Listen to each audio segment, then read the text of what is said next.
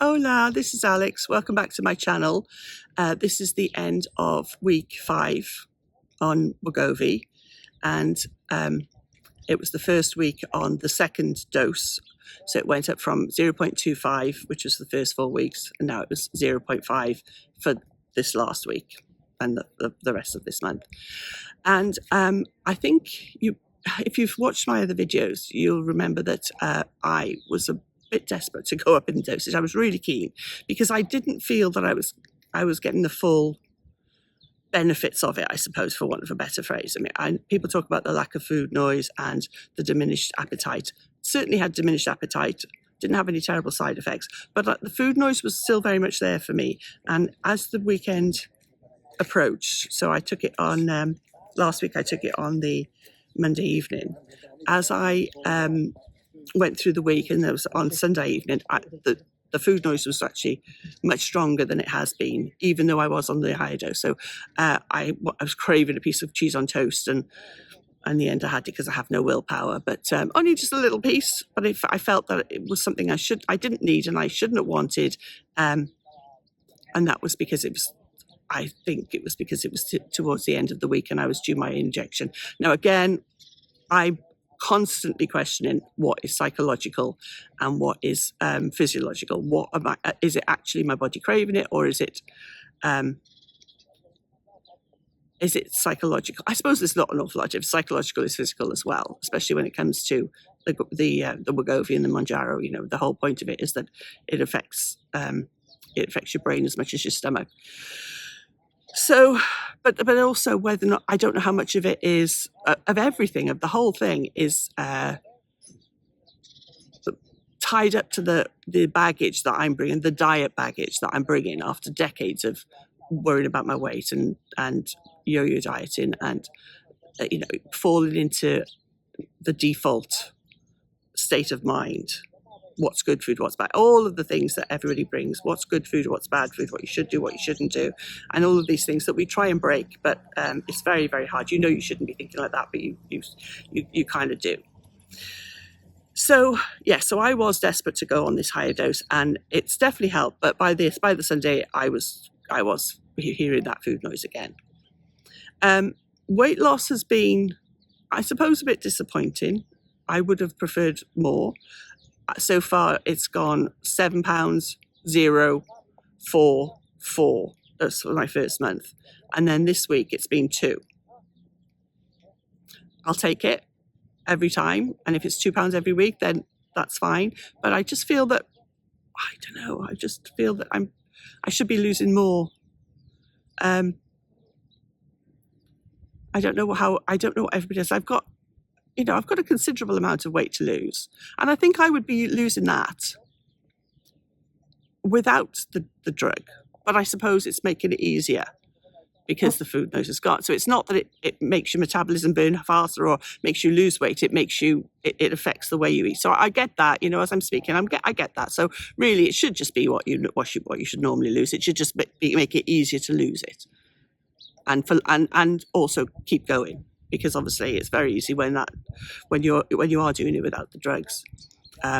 We all know it's very easy to fall off that wagon and start sleeping in. So this is the whole point of it. I get now, as I'm speaking, I'm kind of go, okay, well no, this is why. It's because it's making it easier for you to stay on it and keep going, and making it easier. Just generally easier, and that is definitely the case. My biggest question, I think, as well this week is looking forward to the future and what to do about dosing, because I have noticed a difference, and even now I've only just taken the second injection. I'm thinking, I'm looking forward to being on a higher dose, and I don't think any of these thoughts are healthy particularly. I think they stink of obsession rather than logic, a logical brain. They're an obsessive brain. But I do think that I want to follow the recommended course of action, I suppose, course of treatment, which is every month you increase it until you get to your maintenance dose. But the thing I think that's put the question in my head is that I've been seeing a lot online, and people I've spoken to have said that they aren't necessarily doing it that way, that they are staying on a lower dosage. One person I saw basically, and actually my friend who's on the Manjaro has decided for as long as she possibly can, while it's working fine, she's going to stay on the very first dose. She's on the Manjaro, so it's 2.5. And then when she feels the need, she will then up it. And I've heard that a lot, that people do that, or they maybe go a few doses in and then stick on the third dose and maintain on that. So that's the question. I think that would be sensible in a lot of ways, for a lot of reasons, really, because I know that the reasons I've been given is that obviously the finances is one. With the Wegovy, after the third dose, it leaped up quite considerably in Spain. But really, every time your dose goes up, it does cost more. So if you can stay on the lower one, then you're saving money. It makes perfect sense. So there is the financial part of that the factor, I suppose, is factor, the financial factor. But then also, I think there is among some people there is the thought that, okay, you're putting this into your body, but if you can stay on a low one, then it's not going to be as bad for you. The risks of the serious side effects, or like pancreatitis, gallbladder trouble, all of that, then the lower dose you'd think would make it less likely, you're a little bit safer from it. And then also the third one, which I think is a completely valid reason again, is that when they do come off, if you're on a lower dose, it will be less of a shock to the system. That maybe they won't completely go back to the way they were. Maybe that it will be less harsh, a less harsh come down. And that makes complete sense as well. So I can absolutely see the benefits of staying to a lower dose. Now, I have looked into the cost side of things. So if you look at the cost issue, first of all, to buy it in Spain, the next dose, which is 1, is actually the same price. The first 3 doses are the same price. But it's 180 euros plus 40 euros, round up, for the prescription. So it will cost 220 euros to get the next dose. If I get it from Britain, I've looked at I think it's Chemist for You, and there's a few different things like that. I've looked at that, and if you get it from Britain, the cost is in euros about 125 euros instead of 220. So it's a lot of money, because you don't have the prescription cost, you just have the drug fee, and it's that much less. So you're saving yourself 100 euros. When you go to the next dose then, which from 1 it goes to 1.7, it jumps up a lot. So for that, including the prescription in Spain, it would cost about 275 euros. To get the same dose in Britain, it would cost about 175. So again, it's about 100 euros difference. So where possible, I think it's sensible to do that, and that's what I've done now. I've looked ahead, even though I've got another 2 or 3 weeks left on this dose. I've looked ahead and I've ordered the next dose from the UK, because I'm going back to Britain next on Thursday. It's Tuesday today. I'm going on Thursday, going back to Britain for a fortnight. So I've ordered it to my father's house. I can pick it up there and bring it back with me. So then the question I have is, do I stockpile? Do I order more from Britain? Do I order the next dose?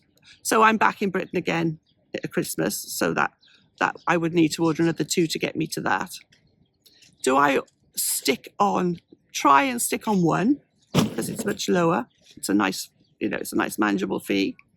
It's a nice middle range. All of the reasons that I talked about, if I did ever come off it, then it would be easier to come off 1 than 2.4. Do I give it a chance and stick at 1 and try and see if that's enough for me? Or do I order 1.7, order 2.4, and then maintain at 2.4, or even at 1.7, but maintain at a higher dose? And I'm making more of this decision than I should, I think. It should be, it should be quite straightforward. Make a decision and do it. But to pay that money and to order 3 months at one and then find that it's not enough and be stuck on it, or the opposite, go for 1.7 and find that one was absolutely plenty for me. So I have to make. So it's a judgment call. I'm going to have to make a decision, and I'm going to have to make a decision. Ideally, I would have a couple of weeks on the one, and see how I feel, and then go from there. But because I have to order it so that I can bring it back, then I'm going to have to make a judgment call, or I'm just going to swallow the extra fee. Anyway, that's the decision. So the question I have for everybody is: what is everybody doing about dosing? What was their reasoning for it? If they are just keeping going, the other reason, I'm thinking that scientists have spent years developing this, obviously for diabetes, but certainly now they must have spent a fair amount of time studying it for weight loss as well. And they have decided that these doses are right, and to escalate them in this way is the best. So, do we question the experts and try and take it on try and make decisions for ourselves and think we know better, or what? Because that's the other question, is who's microdosing? That's the other option. Because I do struggle by the end of the week. So far, I do find that last day, my food noise is a lot more. And I've heard that people now microdose and they have half of it, split it into two, so they have half of it and then half again in the middle of the week. I've also heard that people only make it last for 5 days and not 7, and then they're bringing it forward. So what is it everybody's doing? That's my question, because there's obviously loads and loads of different places, but just to have it here and just to have my subscribers tell me, so it's all in one place, would be really helpful, because I do think I like to think we're all in this together anyway. So yes, have a little think about it and see what you. I'd be interested to see what you say. And that's it, really. I'm going to go now. I'm going to walk back home and have a bit of breakfast, and have a lovely day. And I shall have a lovely week, and I shall speak to you next week. And I look forward to your comments.